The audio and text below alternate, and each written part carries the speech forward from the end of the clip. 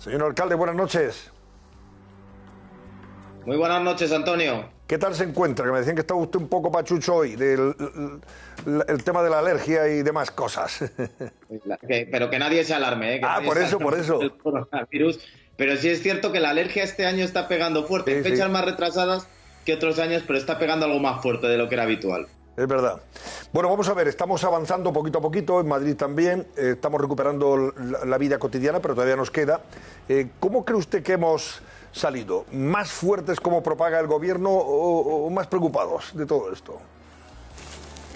Creo, sinceramente, que esa campaña de propaganda del gobierno es muy desafortunada. Es decir, que después de una pandemia en la que han muerto 43.000 personas, en la que tantas no han podido despedir a sus seres queridos, en las que ha habido esas escenas dramáticas que hemos vivido, en las que tenemos que afrontar una crisis económica y social como la que tenemos que afrontar, decir como propaganda que salimos más fuertes, yo creo que es francamente desafortunado por parte del gobierno de la nación. Es decir, no todo vale para publicitar la acción del gobierno, ni todo vale para tratar de tapar en cierta manera también los errores obvios que se han producido en la gestión de esta pandemia. Y desde luego yo no considero que salgamos más fuertes. Considero que podremos, desde luego, en el futuro mejorar como sociedad, que tendremos que aprender las experiencias y las lecciones de esta pandemia, que podemos tener un mejor futuro, sin lugar a dudas, pero no podemos decir en este momento que salimos más fuertes. ¿Cómo valora la gestión del gobierno en ese sentido? Ahora mismo estamos en fase 2 aquí en Madrid, en fase 3 en otras partes de España. Es verdad que ahora somos responsables los ciudadanos, fundamentalmente, de que se mantenga controlado el virus y no se desate nuevamente porque hagamos actos y cosas irresponsables. Pero desde el punto de vista de lo que es la gestión de las administraciones, especialmente del gobierno, ¿cómo valora usted esa gestión?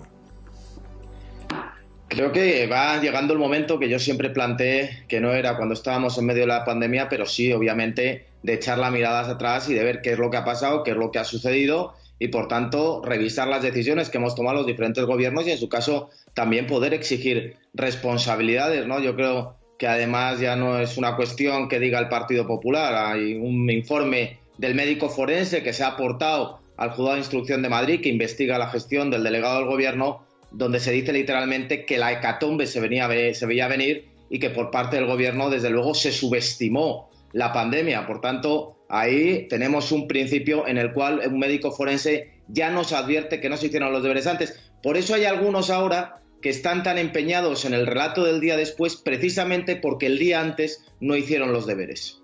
Y usted, vamos a ver, a usted le han dedicado incluso y le han compuesto una canción. ¿Qué ha hecho usted para ganarse los afectos de madrileños y foráneos durante los momentos más duros de esta crisis? Sinceramente, si he hecho algo es no tener más mérito que hacer exactamente lo que les pedí a los madrileños. Lo que yo les dije a los madrileños desde el principio de la pandemia era que si cada uno cumplíamos con nuestro deber y con nuestra responsabilidad, fuera cual fuera la situación en la que nos encontráramos, fuera cual fuera, podía ser quedarnos en casa, podía ser en primera línea en un hospital, podía ser conducir un autobús de la MT o podía ser una cajera en el supermercado o en este caso podía ser el alcalde de Madrid. Si cada uno estuviéramos donde estuviéramos, cumplíamos nuestro deber y responsabilidad, sería como podríamos salir adelante y como estamos haciendo en este momento. Por tanto, no tengo más mérito, creo sinceramente, que haber sido coherente con lo que yo le pedí a los madrileños y haber tratado de cumplir en todo momento con mi deber y mi responsabilidad y tratando de sacar adelante una situación tan difícil como que nunca nos habíamos enfrentado, desde luego, a una pandemia de estas características. Pero vamos, usted estuvo visitando comedores sociales, estuvo en Cáritas y en otras organizaciones que estaban ayudando a personas que en ese momento lo estaban pasando realmente mal, visitó los servicios del ayuntamiento que estaban dando, en fin, trabajando lógicamente en estas circunstancias.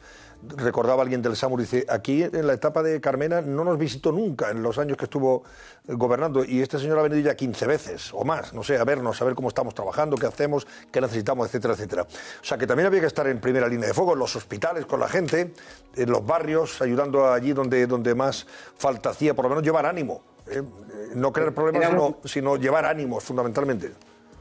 Era y es, todavía sigue siendo muy importante. Yo creo que siempre hemos dicho que los ayuntamientos somos la administración más cercana al ciudadano y pocas veces más importante para demostrarlo que precisamente durante esta pandemia del coronavirus. Nosotros tuvimos muy claro desde el primer momento que este ayuntamiento tenía que dar confianza, que tenía que dar esperanza, que tenía, en definitiva, que decirle a todos esos millones de madrileños que estaban confinados en sus casas y a todos aquellos que estaban cumpliendo con su deber en primera línea, que el ayuntamiento iba a estar junto a ellos y que el alcalde, desde luego, iba a estar en todo momento transmitiéndoles los ánimos, transmitiéndoles el agradecimiento, transmitiéndoles el apoyo completo del ayuntamiento. Era necesario, desde luego, pisar calle, pero pisar calle para que precisamente todos aquellos que estaban en primera línea de combate supieran que el alcalde y el equipo de gobierno del Ayuntamiento de Madrid, todo el equipo de gobierno, por cierto, estábamos con ellos. Yo creo que pocas veces se ha demostrado, como he indicado antes, esa utilidad de que los ayuntamientos, o ese dicho de que los ayuntamientos somos la administración más cercana a los ciudadanos, como durante estos momentos. ¿Y qué no ha hecho que querría haber hecho y no ha podido hacer por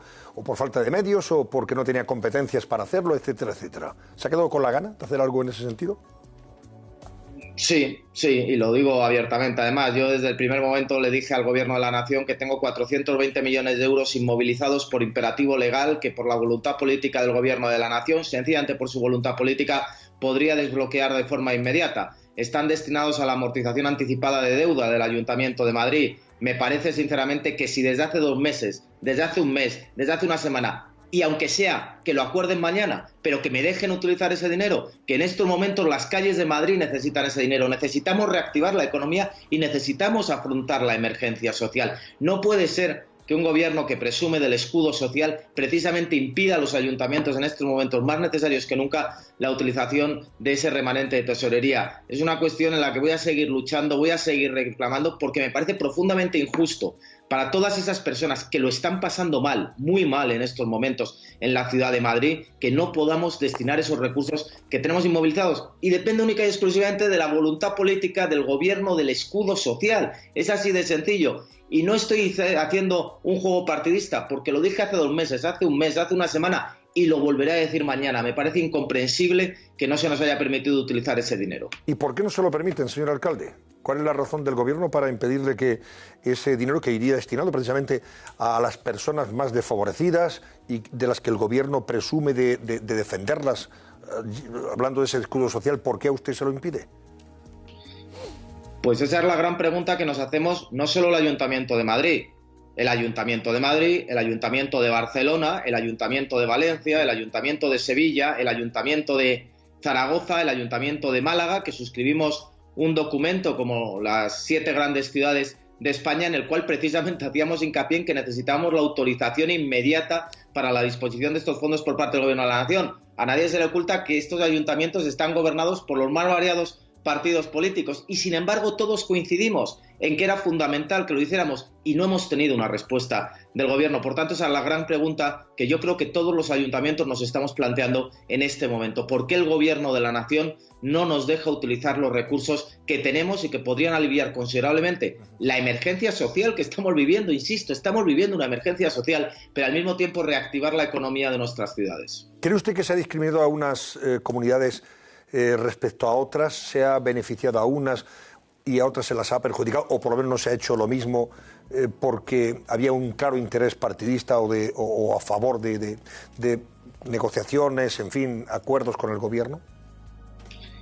En primer lugar, lo que parece obvio, desde luego, es que si el gobierno hubiera querido utilizar el mismo rasero para todas las comunidades autónomas, hubiera sido tan sencillo como enseñar los informes desde el primer momento y decirnos quién era ese comité de expertos que decidía sobre el futuro de los españoles. Desde el momento en que el gobierno no quiso desvelar ni los informes, y es muy curioso que la primera vez que le deniegan a Madrid el pase de la fase 0 a la fase 1 ni siquiera hay informe, y a la semana siguiente, cuando se anuncia que se va a los tribunales, entonces sí aparece un informe, ni siquiera el comité de expertos. Yo creo que es obvio que se ha podido introducir distintos raseros, y además no lo denuncia solo el Ayuntamiento de la Comunidad de Madrid. La Comunidad de Valencia, Ximo Puig, lo dijo claramente, que no entendía el criterio que se había aplicado.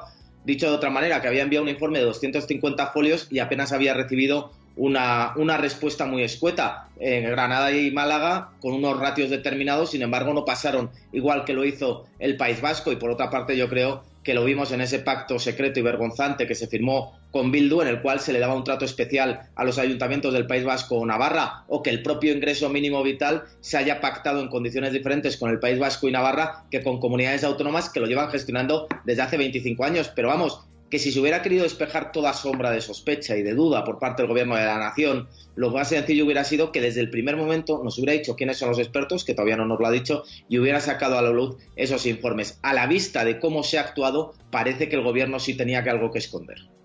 En los momentos más duros de la epidemia, recuerdo unas declaraciones suyas diciendo, claro, cuando ves los 400 o 500 ataúdes en el Palacio de Hielo convertido en una morgue provisional, empiezas a valorar el alcance de esta pandemia y de esta epidemia.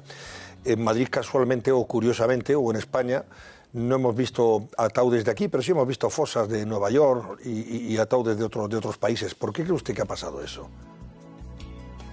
Desconozco las razones. Es cierto que, por ejemplo, El Mundo sí que sacó en portada los ataúdes que había en el Palacio de Hielo, pero al margen de eso, lo que yo sí creo que como país no nos podemos permitir es no saber exactamente el número de fallecidos por el coronavirus y, por tanto, que este baile de cifras de un gobierno que parece que lo que quiere es minimizar el número de fallecidos frente a elementos tan objetivos, desgraciadamente, como es el registro civil, por ejemplo, o como son los servicios funerarios, donde se puede ver el número real de personas fallecidas a lo largo de este periodo, que ha hecho incluso que medios internacionales como el Financial Times hayan decidido que ya no dan la información que da el gobierno de España, lo cual nos sitúa en una situación de descrédito en el ámbito internacional, lo que no nos podemos permitir como país, sin lugar a dudas, y aquí sí que hay que hacer un llamamiento al gobierno para que se deje de todo partidismo, es no tener en la memoria a todas y cada una de las víctimas del coronavirus, no tener a todas y cada una de las personas que han fallecido en la época más dramática de nuestra historia reciente y, por tanto, difícilmente podremos proseguir o podremos crecer como sociedad, que yo creo que es un objetivo al que todos debemos tender, crecer como sociedad, fortalecer nuestro modelo de convivencia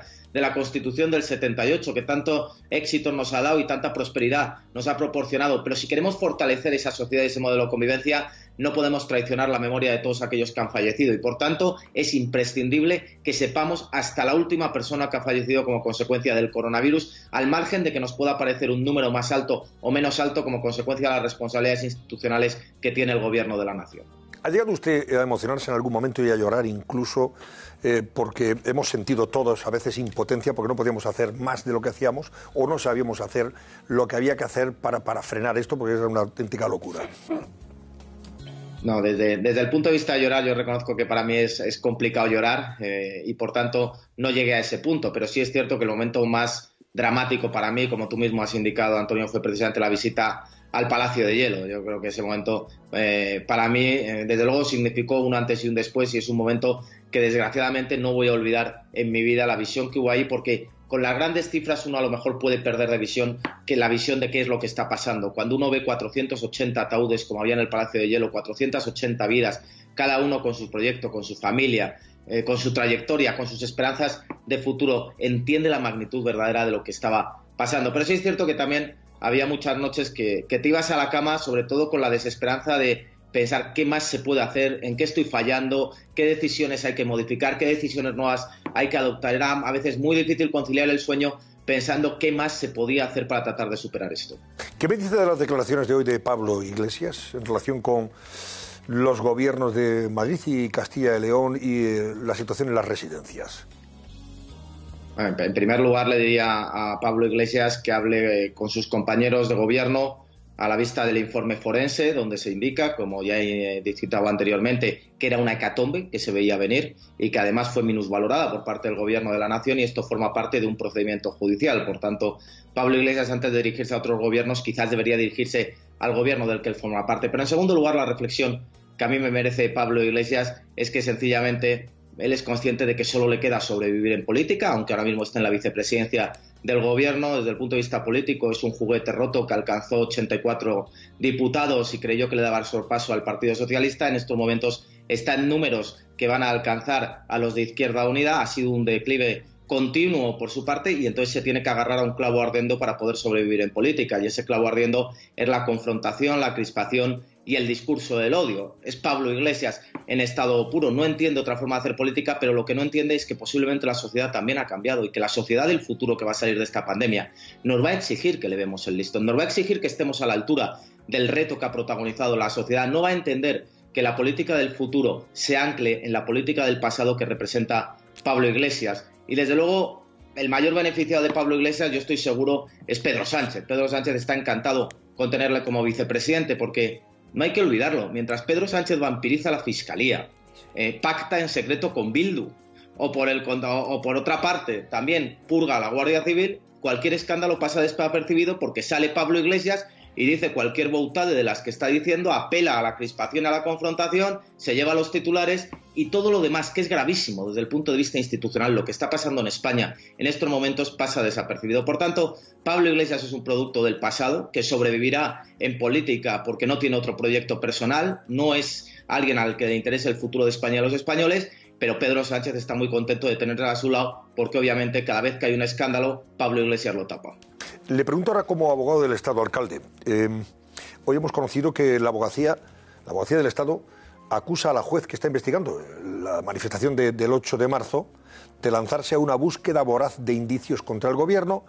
En ese mismo escrito, la abogacía del Estado carga también con dureza contra la Guardia Civil y pide el archivo de la causa. Coincidentemente, también la Fiscalía pide que se archive la causa y carga también contra la juez, en la medida en que la juez ha imputado al delegado del Gobierno, el señor Franco. ¿Qué opina usted desde el punto de vista legal y en relación con esa manifestación del 8M? Respecto de la Fiscalía, los españoles, si tenemos algo claro, es que decir la verdad no es una de las virtudes políticas, aunque él piense que es una virtud que adornan al presidente del Gobierno. No ha dicho la verdad prácticamente nunca, pero toda regla tiene su excepción. Y la dijo en una entrevista en Radio Nacional. ¿De quién depende la Fiscalía? Pues eso, con tono ciertamente además altanero, y lo ha demostrado. Y por tanto lo que hizo fue nombrar a su ministra de Justicia y diputada, que a mí me parece desde el punto de vista institucional un hecho también gravísimo, precisamente para que se produjeran todos los sucesos que se han producido hoy en el ámbito de la Fiscalía, que no es solo la manifestación del 8 de marzo. Por tanto, para una vez que dijo la verdad Pedro Sánchez, es cierto que está cumpliendo con lo que en ese momento dijo. Respecto de la actuación de la abogacía del Estado, permítame distinguirlo de la Fiscalía y no haciendo un ejercicio de corporativismo. La abogacía del Estado lleva la defensa de José Manuel Franco como delegado del Gobierno y esto implica que está en una posición procesal distinta en la cual obviamente tiene que concentrar todos sus esfuerzos en tratar de que José Manuel Franco salga absuelto o se archive lo antes posible el procedimiento. Esto quiere decir que ha elegido una determinada estrategia de defensa procesal de su cliente, que es José Manuel Franco, y desde ese punto de vista yo lo tengo que respetar en el libre ejercicio de la abogacía. Podemos debatir si nos parece mejor o peor la estrategia de defensa que está haciendo de José Manuel Franco, pero sí es razonable que haga una estrategia de defensa, no como lo que ha hecho la Fiscalía, que obviamente creo que está siguiendo otro tipo de instrucciones. ¿Qué está haciendo ahora mismo el Ayuntamiento para recuperar los sectores más golpeados, sectores económicos más golpeados por esta crisis sanitaria y también económica? Y me refiero, por ejemplo, hostelería, o sea, el turismo en general, hostelería, restaurantes, bares, desde el punto de vista fiscal, desde el punto de vista de ampliar sus terrazas o que puedan abrir terrazas a aquellos locales que en estos momentos siguen cerrados y que han estado cerrados todo este tiempo, en pequeños empresarios, autónomos, emprendedores. ¿Qué están haciendo ustedes de cara a esa recuperación y sobre todo vuelta a la cotidianidad? Pues en primer lugar fuimos la administración que primero impulsó la adopción de medidas en el ámbito fiscal. Nosotros ya en una fecha tan temprana como el 12 de marzo, es decir, 3 días antes de que entrara en vigor el estado de alarma, ya aprobamos en Junta de Gobierno del Ayuntamiento de Madrid un paquete de incentivos fiscales precisamente para todos aquellos sectores que has indicado que previsiblemente eran los que se iban a ver más perjudicados como consecuencia de esta pandemia, y ya está en vigor esa reducción fiscal del 25% del impuesto de bienes inmuebles, o esa reducción fiscal del 25% del impuesto de actividades económicas. Pero somos conscientes de que tenemos que ir un paso más allá. Por eso en el ámbito de la hostelería ya están en vigor las ampliaciones de terrazas, la ocupación de bandas de aparcamiento de las terrazas, ya se acordó la exención en su momento de todas las tasas de ocupación precisamente, y respecto al sector turístico nosotros estamos trabajando con una premisa que nos parece esencial. Solo podremos devolver los turistas a Madrid si garantizamos la seguridad y la confianza en la ciudad de Madrid. Y estamos trabajando muy duramente con todo el sector turístico precisamente en trabajar en esa seguridad, en esa confianza de que venir a Madrid no supone ningún riesgo adicional del que puede suponer desplazarte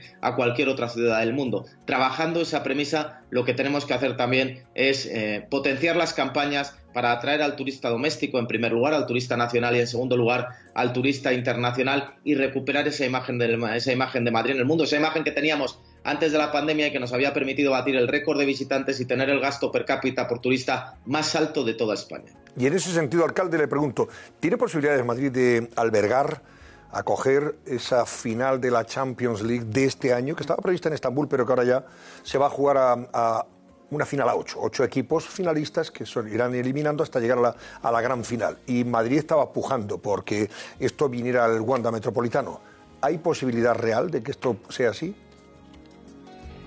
Creo, en primer lugar, que sería una gran noticia para la ciudad de Madrid. Yo creo que acoger un evento internacional como la final de la Champions es muy importante, pero además en estas circunstancias precisamente lo que demostraría es la capacidad de Madrid para rehacerse en muy poco tiempo de la situación tan dramática por la que hemos atravesado y que se debe en gran medida a las infraestructuras y servicios públicos de los que podemos sentirnos muy orgullosos los madrileños que tenemos. En segundo lugar, sé que hay gestiones al respecto, desde luego, y yo desde el Ayuntamiento sí quiero mostrar el apoyo total y absoluto a que esa final de la Champions se pueda celebrar en la ciudad de Madrid. Se dan las condiciones de seguridad adecuadas, tenemos las infraestructuras y los servicios públicos que permiten acogerlo y, por otra parte, sería un mensaje al mundo de que, desde luego, Madrid, aun a pesar del drama que hemos vivido, no se rinde y que Madrid está de vuelta.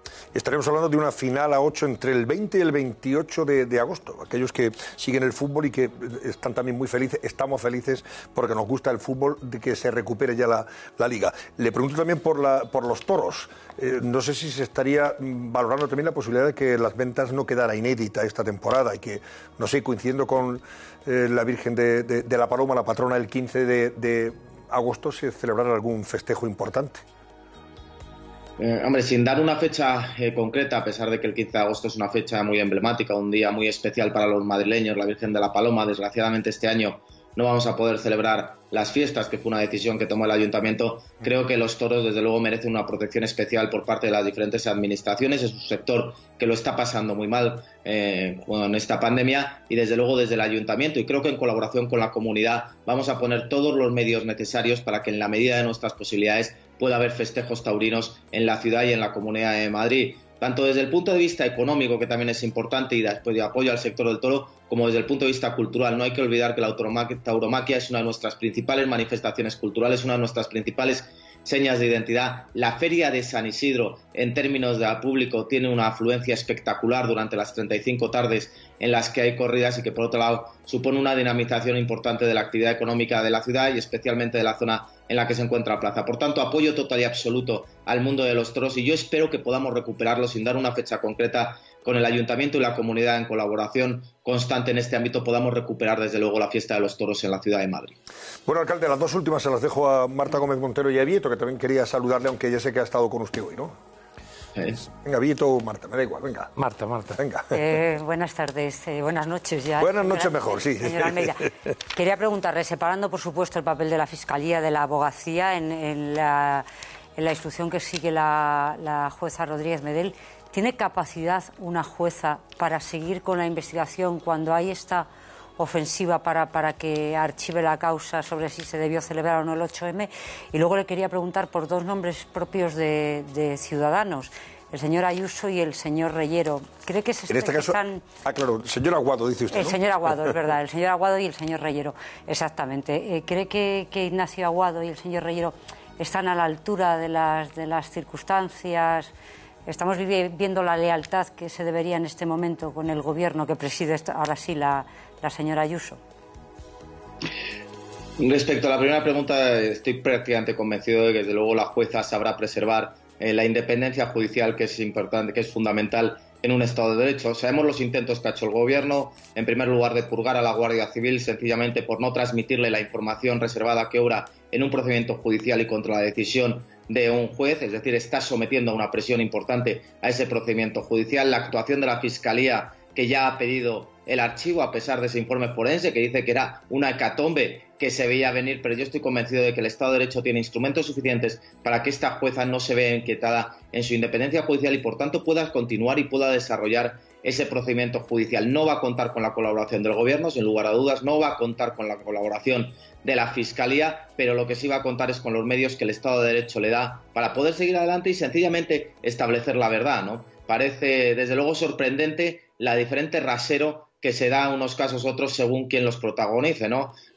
Cuando la Guardia Civil hace un informe en unos casos sin prácticamente que haya tenido resolución judicial, se eleva a verdad absoluta. Cuando hace un informe en otros casos, se entrega directamente a la prensa desmenuzado para poder criticar de forma absolutamente excesiva e injusta a la labor y a la actuación que ha realizado la Guardia Civil. Pero es que sepa el Gobierno que el Estado de Derecho acaba triunfando, que la independencia judicial no se va a poner en juego y que, desde luego, todas esas amenazas que, bajo la forma de cloacas, tanto desde el Partido Socialista como desde el propio vicepresidente del Gobierno se han puesto en marcha, el ventilador para tratar de acabar con esta investigación judicial. Esta investigación únicamente acabará cuando un juez lo decida y en relación, o cuando la jueza en este caso lo decida, y en relación con la situación en la que se encuentran en el gobierno de la Comunidad de Madrid, yo me atengo a las palabras que ha pronunciado esta mañana la presidenta, que me parece un resumen bastante descriptivo también de lo que es un gobierno de coalición. Un gobierno de coalición no tiene que estar formado por amigos, pero sí tiene que estar formado por personas que persiguen una serie de objetivos comunes y con eficacia. Y ahí hay un pacto de gobierno que está firmado por el Partido Popular y por Ciudadanos, que creo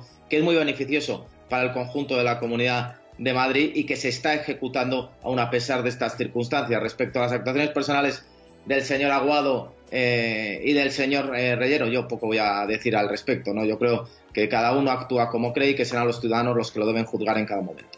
Venga, Víctor, la última. Buenas noches, alcalde. Usted hablaba de atraer a la gente a Madrid, pero ahora que nos están escuchando en toda España y que le están escuchando a usted, hay también como una especie de campaña contra el madrileño que acude a su lugar de veraneo tradicional de toda la vida, pero en los lugares más diversos, no solo en la costa, sino en el interior, una especie de madrileño home, o sea, madrileño fuera.